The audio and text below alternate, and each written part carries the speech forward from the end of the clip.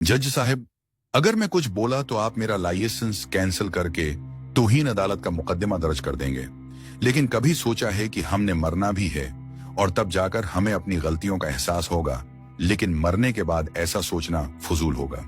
आपको जो भी बोलना है वो खुलकर बोले। ये अदालत न तो आपका लाइसेंस कैंसिल करेगी और न ही आप पर मुकदमा दर्ज होगा।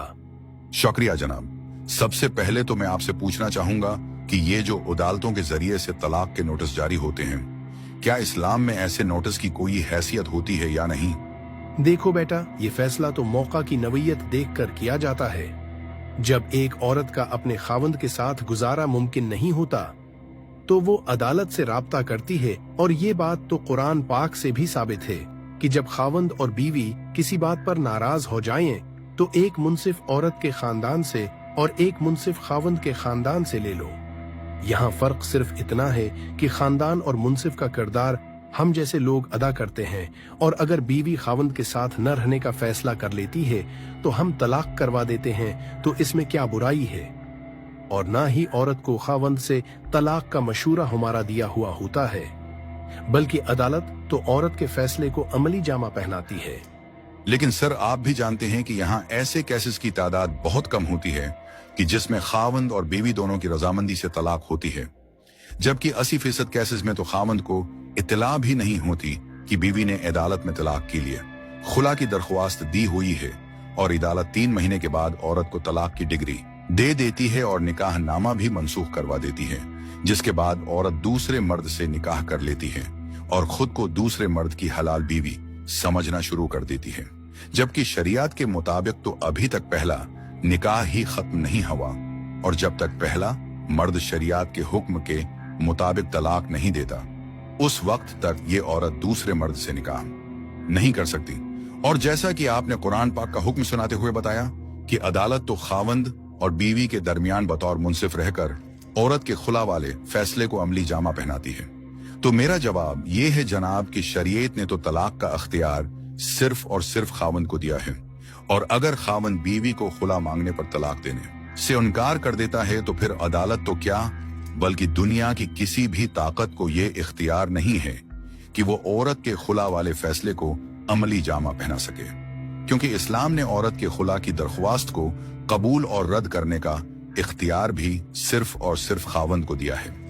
इसीलिए निकाह पढ़ाते वक्त मौलवी साहब खावंद से ये सवाल पूछकर तस्दीक करते हैं कि आप अपनी होने वाली बीवी को खला मांगने का अख्तियार देना पसंद करेंगे या नहीं। तो सर, जब इस्लाम ने खुला और तलाक का टोटल इख्तियार खावंद को दिया है, तो फिर अदालत किस बुनियाद पर और किस हैसियत से और किस इख्तियार के तहत औरत को यकतरफा तलाक की डिग्री दे देती है? देखें जनाब, एक मुसलमान होने की वजह से मैं जाती तौर पर इस्लामी हुक्म को मान लेता हूँ, लेकिन आप मुझे ये बताएं कि अगर कभी जिंदगी में आपकी बेटी को खावंद से निजात की जरूरत पड़ी तो उस वक्त आप भी सारी जिंदगी उस जालिम खावंद से तलाक की भीख मांगते रहेंगे या फिर इसी सिस्टम का सहारा लेंगे? पहले आप मुझे अपनी राय दें, फिर मैं आपको इस प्रॉब्लम का हल भी बताता हूँ। जी जरूर, मुझे खुशी है कि आपके नजदीक मेरी राय भी अहमियत रखती है। तो मेरा जवाब ये है कि मैं इस गैर इस्लामी निजाम का सहारा तो बिल्कुल भी नहीं लूंगा, क्योंकि इस निजाम से मुझे कागज के टुकड़े पर लिखी हुई तलाक की डिग्री तो मिल जाएगी, लेकिन हकीकत में तलाक तो उस वक्त ही होगी जब खावंद खुद तलाक देगा। और सबसे बड़ी बात ये कि मैं इतना अंधा भी नहीं हूं कि अपनी बेटी का निकाह किसी ऐसे शख्स से करवा दूं जो अपनी बीवी को खुला का हक भी ना देने का इरादा रखता हो। अब मेहरबानी फरमाएं और मुझे इस प्रॉब्लम का हल बता दें ताकि लोग इस जिनाकारी से बच सकें। बहुत खूब बेटा, आपका मकसद देखकर मेरा दिल करता है कि आपको गले लगा लूं, लेकिन दूसरी तरफ जब मैं ये देखता हूं कि इस मुल्क में इस्लामी नजरियाती कौंसल भी मौजूद है, दीगर कानून साज इदारे भी मौजूद हैं, उनको इस बारे में ख्याल क्यों नहीं आया, और न ही वजीर कानून ने इस मामले को कभी पार्लियामेंट में डिस्कस किया। लेकिन आपने जिस लगन और महारत के साथ पुख्ता इस्लामी दलाइल पेश किए, उनको सुनकर ऐसा लगता है कि अल्लाह पाक ने इंस नेकी के काम को सरअंजाम देने के लिए आपको ही चुना है। मैं आपके जज्बात और इल्मी दलाइल की कदर करता हूँ, लेकिन मैं अकेला इस निजाम को नहीं बदल सकता। सर, अकेले तो आप पहले थे, अब नहीं, और हम सब आपके साथ हैं। सारी अवाम आपके साथ है, इस मुल्क के उलमा कराम आपके साथ हैं। और दूसरी बात ये कि अगर इस मुल्क के कानून साज इदारों ने और वजीर कानून ने इस मामले पर तवज्जो नहीं दी तो कम अज कम आप तो खामोश तमाशाई न बनते और इस मामले को याद करवाते रहते। और अब भी वक्त बाकी है, अभी जिंदगी बाकी है, कम अज कम आने वाली नस्ल तो इस जिनाकारी से महफूज हो सकती है।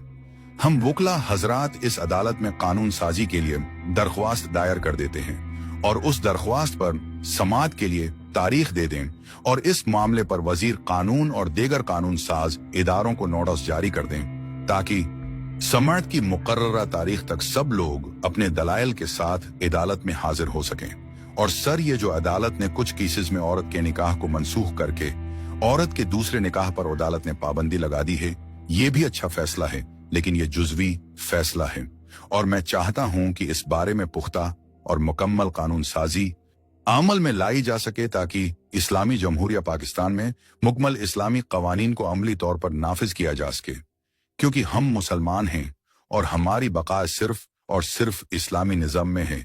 और मुझे लगता है कि अब अंग्रेज के इस निज़ाम को बदलने का यही बेहतरीन वक्त है। बस अब तारीख और नोटिस जारी फरमा दें। शुक्रिया। बेटा, मुझे आप जैसे जवानों पर फख्र है और आज आपने एक मुसलमान वकील होने का हक अदा कर दिया है। मैं आपकी सोच, आपकी इस फिक्र को सलाम पेश करता हूँ और ये वादा भी करता हूँ कि अगर आप लोग अंग्रेजी निजाम को खत्म करने का इरादा कर चुके हो तो मैं आपका मुकम्मल साथ दूंगा इंशाअल्लाह।